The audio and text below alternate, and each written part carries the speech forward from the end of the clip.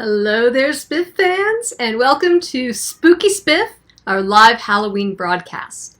So I'm coming to you live today to share some spooky things about space. I'm Space Lady Zoe, and I will be your host for this evening.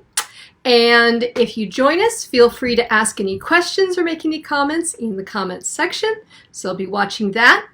So let's talk a little bit about something that's very special about this Halloween, which you might have been hearing about in the news or on social media, which is the fact that this Halloween, we have a full moon tonight.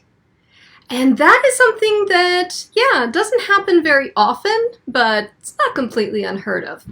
But let's talk about something else that you may have been hearing.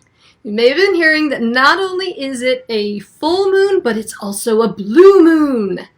And truth be told, this is not really anything too interesting because any full moon on Halloween is going to be a blue moon. So let's talk about what a blue moon is so we understand why that is the case. It's not a coincidence, always going to happen.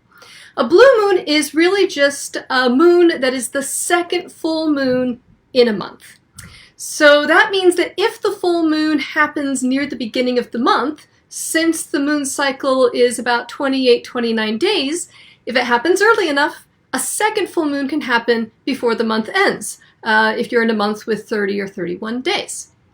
And that happens usually once or maybe twice a year. So it's not as rare as some people think based on the saying, once in a blue moon. Now the thing is, that means if there's a full moon happening on the 31st of October, then go back 28 days and the previous full moon was also in October. So any Halloween full moon is also going to be a blue moon. No amazing coincidence there. But that is a pretty special thing to have a full moon on this night. So if you're going out, please be safe and have some fun. And hopefully where you will be, you'll have clear skies so that you can actually enjoy that full moon. Now again, this is a live broadcast. And I am broadcasting from my home, as I have been with everything since March. And I have kids, and it's Halloween, and they're in their costumes somewhere in the house having fun. And that means, you might hear them shouting or running through the house. But you know what? It's Halloween. It's a kid's holiday. And, let them do their thing and let them have fun. I don't want to worry about that with this broadcast. Okay, the first thing I want to do with you is to listen to some spooky space sounds. Now, you might be saying, hold on, Space Lady Zoe. I know this one. There's no sound in space. And yes, that's partially true. Sound is basically waves caused by stuff, matter, molecules bumping into each other. And as one molecule bumps into another and then bumps into another, it transmits that energy as sound. It's kind of like billiard balls bouncing up against each other. And that does mean that if you are in the vacuum of space and there is no stuff around to bump into each other, then sound isn't going to be able to travel. However, if you're a person or a spacecraft and you are out in space, you're not in empty space. After all, if you're a person in space, you have a spacesuit on. And you have air inside that spacesuit. And you're likely holding on or attached to a space station. All of those things are made of stuff and can transmit sound. So the astronauts, when they're doing spacewalks, they do indeed hear things. If they were holding on to the side of the space station and they banged on it with a tool, they would hear it because the sound would travel through the space station, through their glove, into the air in their spacesuit, and they would be able to actually hear something. So sounds aren't going to travel through space, but there still can be sounds in space. And now, of course, if we were to go somewhere that did have an atmosphere, had air that could have sound travel through it, so Venus, Mars, Earth, Saturn's moon, Titan, any of the gas giants, right? If we were actually in their atmospheres, then yes, there could be sound. But it turns out that none of the things I'm going to play today are actual sound recordings even from those places, because we really have not yet recorded sounds on another world. Now, we have tried to send a microphone to Mars twice now. Unfortunately, the first one was aboard the Mars Polar Lander, which crashed, and the second one was aboard its successor, the Phoenix spacecraft, which was what we did to rise from the ashes from the failed Mars Polar Lander. It too carried a microphone, but unfortunately, due to an electronic failure, they were never able to turn it on. However, the Perseverance rover that is on its way to Mars right now, that will be landing February 18th, is carrying a microphone. And so if everything goes well, we will get our first actual recordings of sounds on another world from the Perseverance rover. So why did we send a microphone? Well, it turns out that the main reason is because, like Curiosity rover, it is carrying a laser blaster. Yes, it's a laser that is meant to shoot at the rocks, to heat up the rock and vaporize it, make a cloud so that we can detect what is inside the rock, to tell what the rock is made of. And one of the things the microphone is going to do is to record, yes, the pew-pew of the laser hitting the rock. All right, now it's not going to sound like pew-pew. I imagine it's probably going to sound like pops or cracks, actually. But I just think that it was cool enough when we sent a laser blaster, and now we're going to record the sound of it blasting the rock. I think that's pretty awesome. But the last fun sound thing I'll talk about before we jump into listening is that on Mars, it turns out, though there is atmosphere and though therefore sound can travel, it turns out it does not travel very well at all. Mars is actually incredibly quiet. And the reason for that is two different things coming together. One, Mars's atmosphere is very, very thin, all right? There's not a lot of molecules around to bump into each other. So that makes it hard for sound to travel, but there's another thing that makes it hard, and that's that Mars's atmosphere is almost entirely carbon dioxide, which is 50% heavier than the oxygen and nitrogen molecules that make up our atmosphere. And as we know, when you push something heavy, it doesn't move as much. So they're super far spaced out, heavier molecules, so sound actually does not travel very far at all. After it's gone about a few meters, it just fizzles out. So Mars is actually going to be, we expect, pretty quiet. We might be able to hear some wind, and we definitely will be able to hear those laser blasts. But what are we going to be listening to, therefore, before we jump into this playlist? Well, turns out that you can do something called sonification. It's a fancy word for making things that aren't actually sounds into sounds. Most of what we use to study things in space is light, all right? Now, light is also a wave, like sound, but it's an electromagnetic wave, which means it actually travels best in a vacuum when there's no molecules or anything to run into. So what we can do is we can take a lot of these light waves, whether they're radio or infrared or even X-ray, and we can do a sonification that transfers that light wave into a sound wave so that we can actually hear what the light and the electricity and the magnetism actually sounds like. So that'd be like if our ears could pick up what our eyes pick up. It's kind of a weird thing to think about. One of the things I really like about sonifications, though, is it's a great way to be able to share cool things about space with people who are vision impaired. As you can see behind me, beautiful pictures are one of the hallmarks of space exploration. But of course, if you're vision impaired, those are not a way you can enjoy these amazing discoveries. So sonification can really help with that. It gives you a different sensory way of exploring space. All right, so let's go ahead and jump into this. So I'm going to be sharing some of these spooky sounds. I'll go to my playlist. If you want to listen to these later, there will be a post later this afternoon, I think about 5 p.m.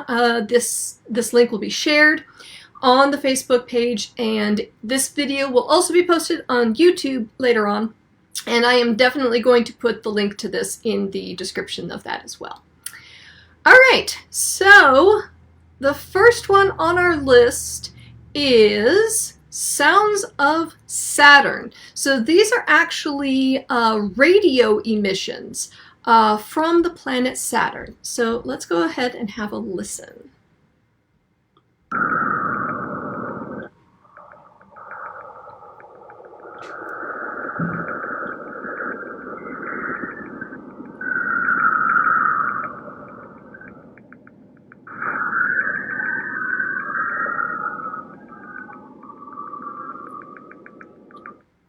Okay, I don't know about you, but I think Saturn sounds pretty creepy. I will say that though I think I've heard all of these sounds at one point, you're going to kind of get my live reactions here to this. Yeah, it sounds like something out of some like old sci-fi movie, doesn't it? That's kind of weird. All right.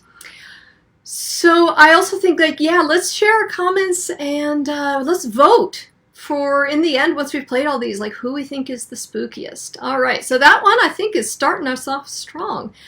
Okay, next on the list, let's see here. Oh, so plasma, right? Plasma is like a gas, but it's super, super hot, so that it's been ionized.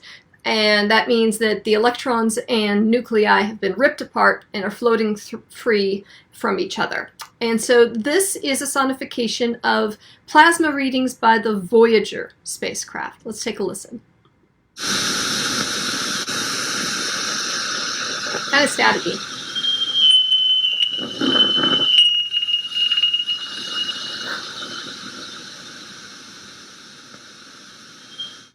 Oh, yeah, okay, so that one started out sounding like it was just static, and then that whistle came in. Okay, yeah, that wasn't what I was expecting from plasma. Interesting. Okay, what do we think? All right, so let's see what's next up. Okay, next up, Jupiter. All right, so this is apparently a recording of the Juno spacecraft crossing Jupiter's bow shock. So let's remember that Jupiter has an enormous magnetic field around it. So there's a lot of electromagnetic energy, and the solar wind bends it into a shape that kind of looks like a comet. It smooshes it on one side and it tails off. So let's take a listen to what Juno heard at Jupiter. Hold on. Not that one. Let's see here. There we go.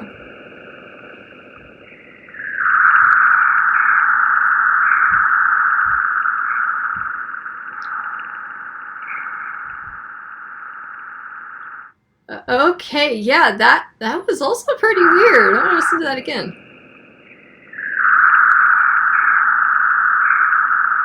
All right. Interesting sound.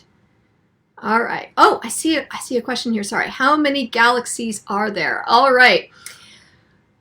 We actually are not sure because we can only see things in the visible universe. All right. This is a trick of the fact that the universe has an age. As far as we can tell, there was a time when it began, and light has to have time to travel. And that means that we can only see as far out as the universe has been around for that light to get to us. So that does mean that we don't know actually how big the universe is. But from what we can tell, there are billions and billions and billions of galaxies just in the bubble of the universe that we can see. All right, so each galaxy has millions or billions of stars, and then there are just as many galaxies that we can see as there are stars in the galaxy. The universe is a very big place, but how many galaxies actually exist in this universe is not something we can actually answer. We can only count the ones that we can see. It's a really cool question. All right, okay, so yeah, so far Saturn and Jupiter both sound pretty weird. Let's take a listen. Oh, okay, so this is a cool one. The Kepler spacecraft stares at stars and tries to wait to see their light dip and come back up. The dip might indicate that there was a planet going around that star that passed in front of it and blocked a little bit of the starlight as it passed in front of its host star. So this is how we've found most of the exoplanets out there. Those are planets that are not in the solar system, they're in other planetary systems going around other stars. So this is apparently going to be a sonification, I think, of that light curve. So we should be hearing something like rhythmic, I think, as each time that planet passes in front of its star. So let's take a listen. Let me make sure that our volume is good. There we go.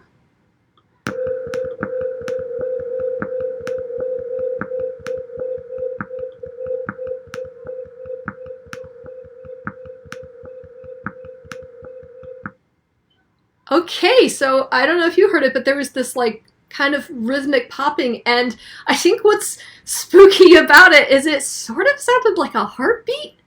I don't know. It's like almost something like alive. This is really cool. All right, so I still think, I don't know, I'm still like rooting for Saturn as the creepiest one I've heard so far. I think we were off to a good start, but let's keep going here. Let's check in. All right, so the next one, okay. The Stardust spacecraft. Its main mission was to go to Comet Temple and to fly through its tail and collect material from that tail and bring it back to Earth, which it did. So this is a sonification of some of the, I think, electrical signals that it received as it passed through the comet's tail. So let's take a listen.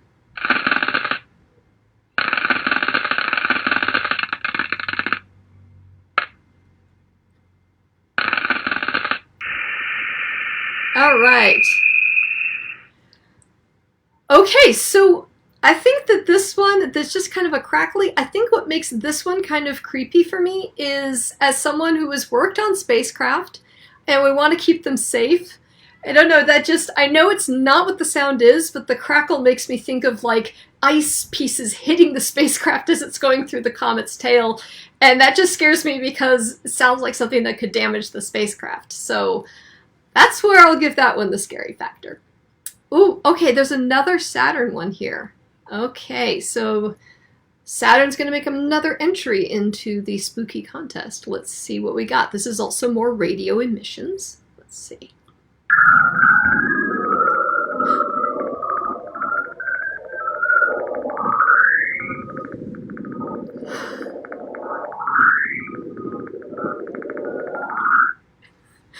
Okay, I think that one was even spookier than the first Saturn one. Yeah, that is just really weird. Oh, okay, this next one is going to be a little closer to home. All right, this is a sound from Earth.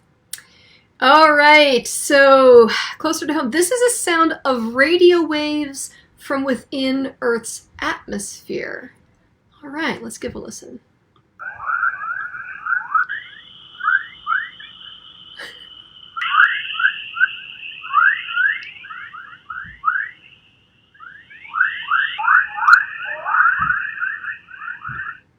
It sounds like frogs, like and crickets at night, doesn't it? Listen again.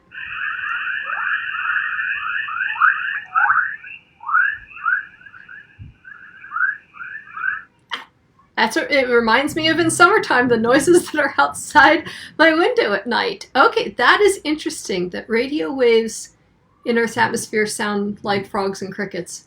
Okay, we learned something new today, didn't we?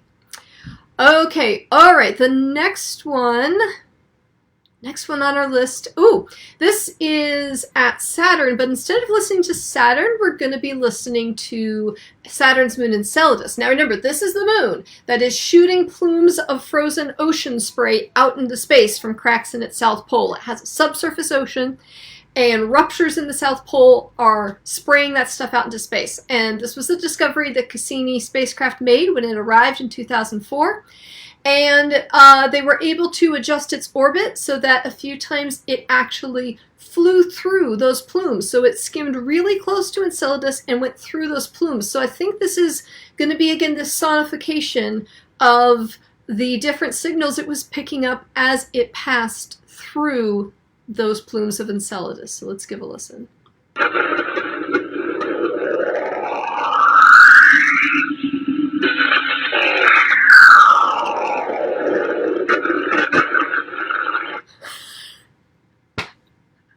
Okay, that was awesome sounding. It like goes up for it and then goes.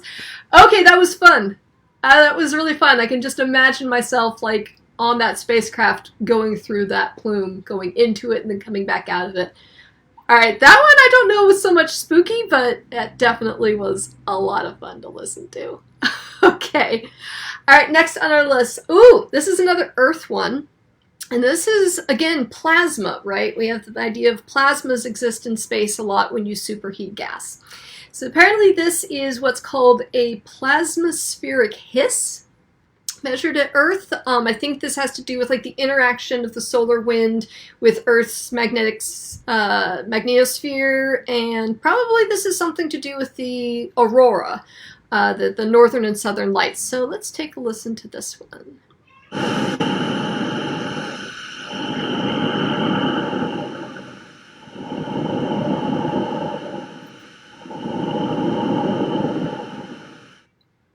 Okay, that sounds like something breathing. It's like a monster asleep and breathing. Okay, yeah, that is not a sound I would want to hear if I didn't know what that was. All right, this next one is another one from Earth, and these are, I think, radio signals that they call whistlers. I wonder why they're called that. Let's find out. All right.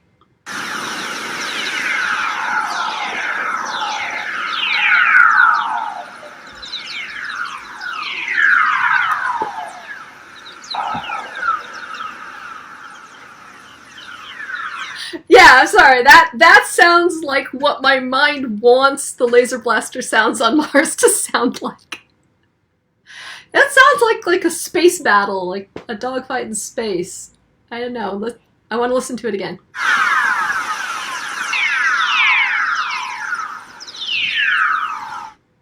Yep, that's what it sounds like to me. All right, what is next? Oh, okay, so this one you might think is an actual sound, but it's not because there wasn't an actual microphone involved. But this is from Titan, Saturn's largest moon, from the Huygens probe that detached from the Cassini spacecraft and actually descended through Titan's thick atmosphere, through its haze, to finally see the surface and actually land on the surface. And so what this is they were able to pick up vibrations on the probe as it went through the atmosphere. And those, I think, are what we've got sonified here. So it's kind of the sound of coming down through Titan's atmosphere.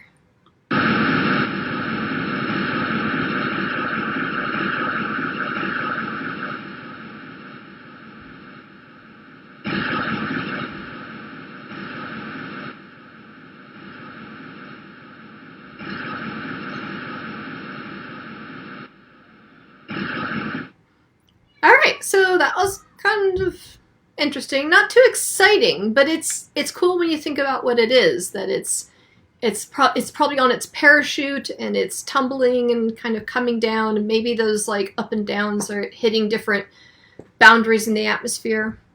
Okay. I don't think it ranks up there at all as spooky, but it's cool to think about what that actually is.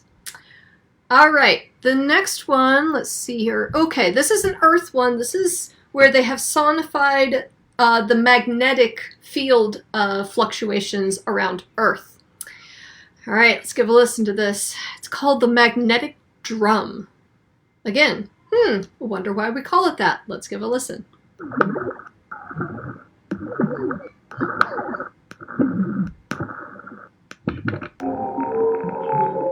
Oh, all right, I think that might win for, I don't know if it's creepy, but it's weird. Okay, I gotta, wait.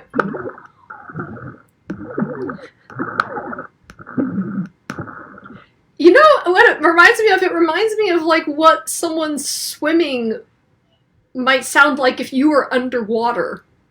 or something like bubbling underwater. Okay, that, I see why it's called a drum, definitely rhythmic, but that is weird. Okay, so this is one of the cool things. We have these beautiful Hubble pictures, like deep fields of galaxies, right?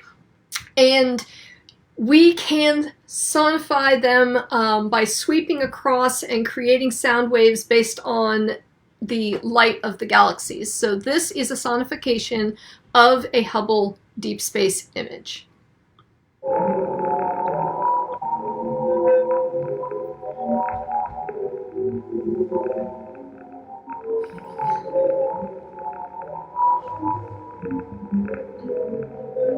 All right, I gotta stop that one right there. Okay, we're back into spooky territory. That's so dissonant, all right? The sounds just seem kind of both, like there's a pattern, but also like everything's out of key. Sounds like might be the background music in a scary movie. I don't know. Ooh, that one gave me kind of chills. All right, let's see here. Oh, we've only got 2 more of these, and then we'll move on to some other cool stuff. Parker Solar Probe, all right, that is something that's gone and measured stuff about the sun. So it's measuring all the different kinds of waves that can come off the sun, and this is one of a particular kind of wave. Let's give a listen.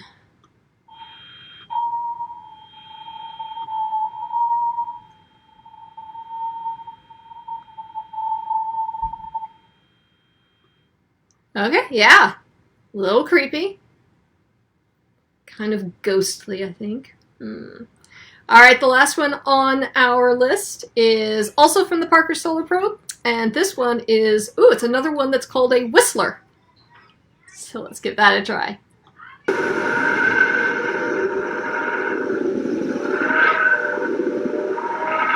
Okay, I gotta stop it right there, because if there's any other Doctor Who fans out there, we all know what that sounded like.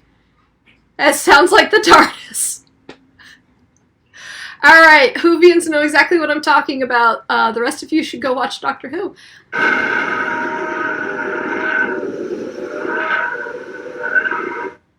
I think the Parker Solar Probe picked up the Doctor coming in for a landing.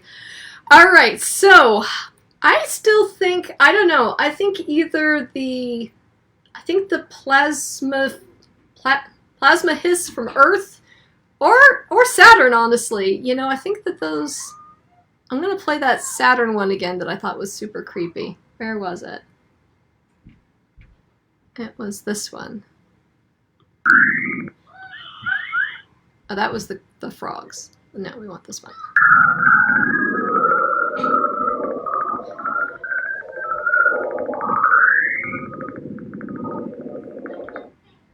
Okay, yeah, that one's creepy. And then there was this one, I think. No, I keep on wanting to go back to the frogs one.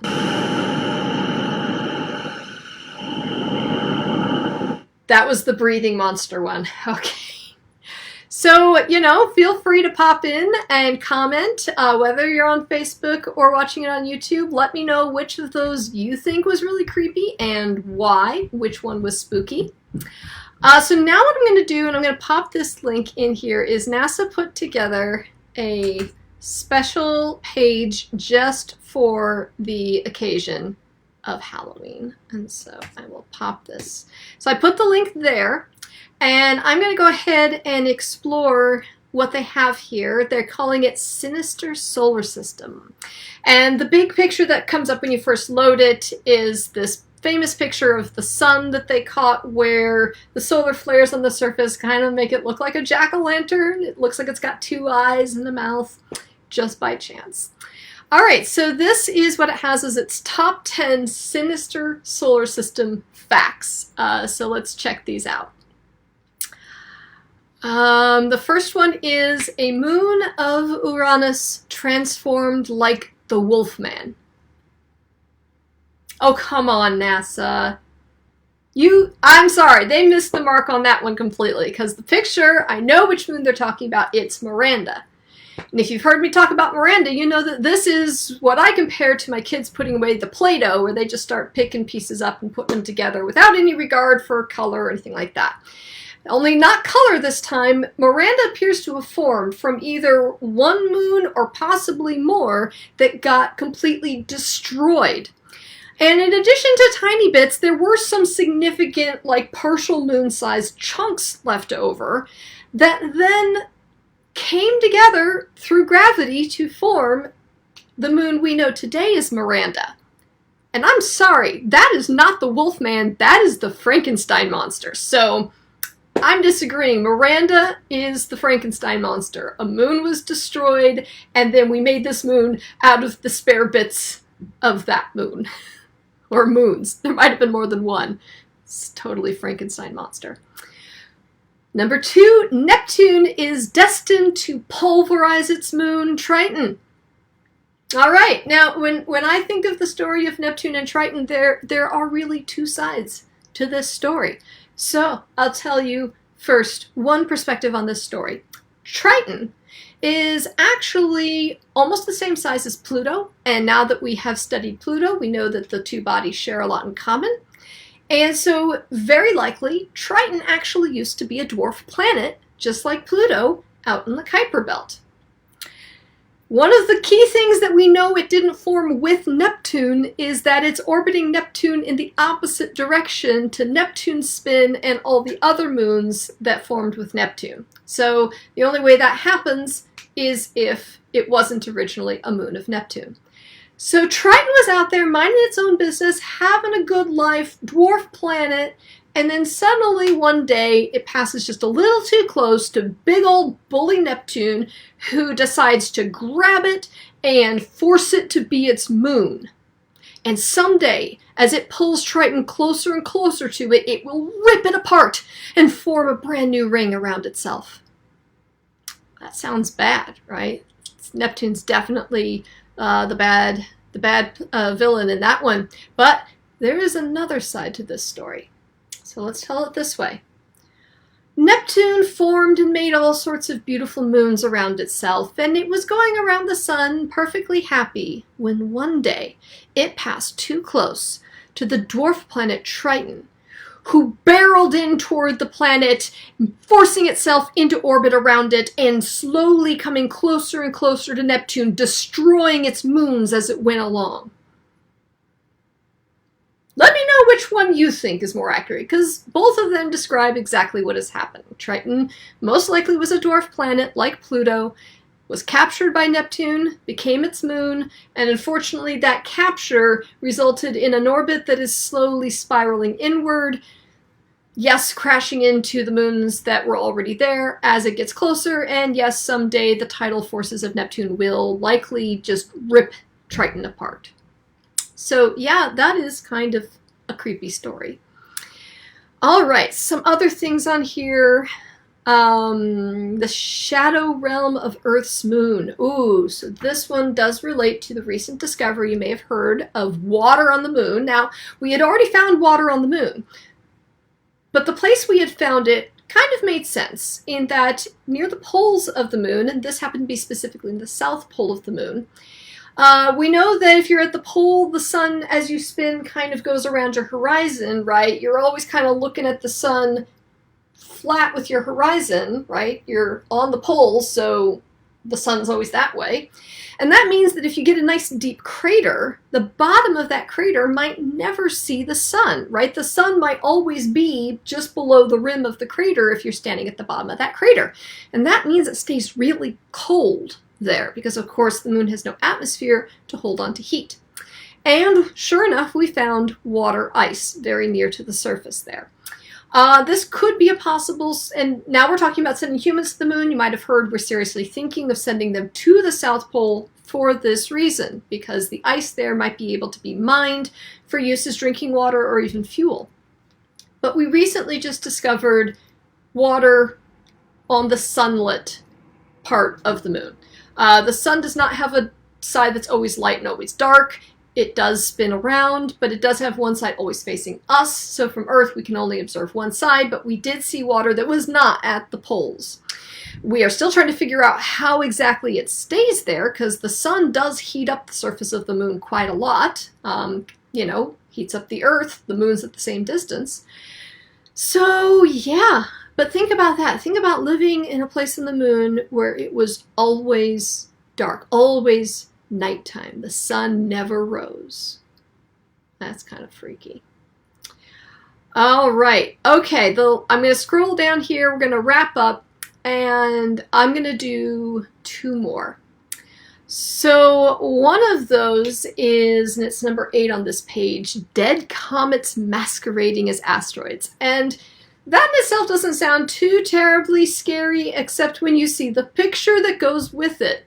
The grainy, pixely image of this object that we have, just by chance of lighting, happens to kind of look like a skull. It's just kind of creepy. And what it's talking about is comets usually have a lot of ice, and so when they pass close to the sun, that's what forms their beautiful long tails. The ice is evaporating and being blown off into space by the solar wind.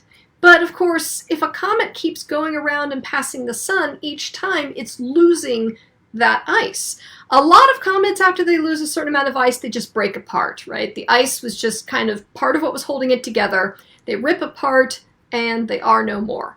But turns out that sometimes a comet might lose pretty much all of its ice, but still have enough rock to hold itself together. And in that case, no more tail, which means at first, seeing this rocky body without a tail, you would conclude it's an asteroid. But on closer inspection and looking exactly at what it's made of, you actually find out that it's a dead comet. So the picture for that one, go see it. It's unnerving. All right, and then the last one I'll do, because this one gets to me personally, so this is hard for me to talk about, but I'll try. All right, Europa, the moon of Jupiter. I talk about this all the time. It's super cool. It has a habitable ocean underneath its surface. That's really cool. The surface of Europa is water ice, and the crust is several miles thick. So this is not like going ice fishing. All right, we can't just drill a little hole and go down into this ocean. This is more like the Earth having a crust of solid rock and then a mantle underneath of liquid rock that is where like lava and stuff comes from. So same thing, but instead of rock, it's water. Now that ocean underneath, since it forms this whole mantle of the moon, is pretty thick and actually goes down like 60, 70 miles before you get down to the rocky surface of its core. I try not to think about that much when I mention it, but this kind of said it's the dark abyss, and I actually do suffer from what's called bathyphobia, which is a fear of depth. And for me, it's especially true when it comes to deep water. Now, people throw around the word phobia a little too lightly. Phobias need to be intense. Yes, I have had panic attacks, and they need to not make sense. I am a strong swimmer. I was on a swim team. I was a competitive swimmer, and I love the water. It makes 0 sense for me to be that freaked out by deep water. How deep can I handle? I'm comfortable with like a 9-foot pool. 12 feet I've been able to kind of get comfortable with. Anything more than that, if it's like a 16-foot pool, I can't walk along the side of the deep end. I can't even look at it. And the thought of the open ocean is absolutely terrifying. And our ocean's only on average 2 miles deep. So then trying to wrap my mind around a 60-mile deep ocean, I have to like stop. I just have to stop thinking about it because I get too bothered by that.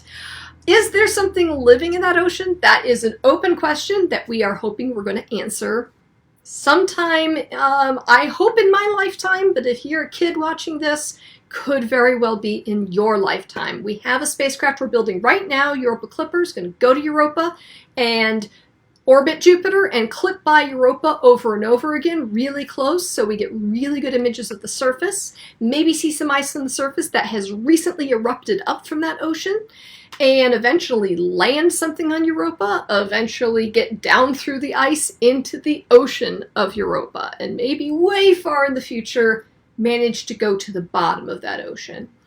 So, which I will try not to think about too much, because it'll just freak me out. All right, well, I'm going to go ahead and wrap this up, and I hope you've enjoyed hearing all about some of these super, spooky things in space. As always, if you're watching on YouTube, please give us a thumbs up on this. Leave us a comment. What did you think was spookiest? Go ahead and click subscribe to our channel so that you get notifications whenever we post new videos, such as our Minute in Space series. And that is it. I hope you all have a happy, happy Halloween. And signing off here from SPIF. Bye!